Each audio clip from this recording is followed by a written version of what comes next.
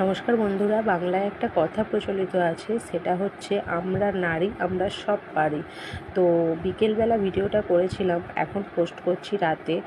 আর ভিডিওটা করেছিলাম হচ্ছে রুটি বানানোর। তো বন্ধুরা জানো তো, আমি বিয়ের পরে রুটি বানাতে পারতাম না। তো রুটি বানানোটা বিয়ের পরে এখানে এসেই শিখেছি। এখন প্রতিদিনই রুটি বানাই। তো এখন মোটামুটি রুটি ভালোই বানাতে পারি। আর বিয়ের পর শাক বাজাতেও আমি পারতাম না, তো এখন সেটাও পেরে গেছি। তো মেয়েরা অনেক কিছুই বিয়ের আগে পারে না, সাংসারিক কাজগুলো। তো বিয়ের পরে সেগুলো আস্তে আস্তে শিখে যায়, মানে চেষ্টা করলে মেয়েরা সবই করতে পারে। তো এটা আমি মনে করি। তোমরা কে কী মনে করো সেটা জানি না। তো রুটি এই যে ফুলছে, গরম গরম রুটি, কে খাবে চলে এসো।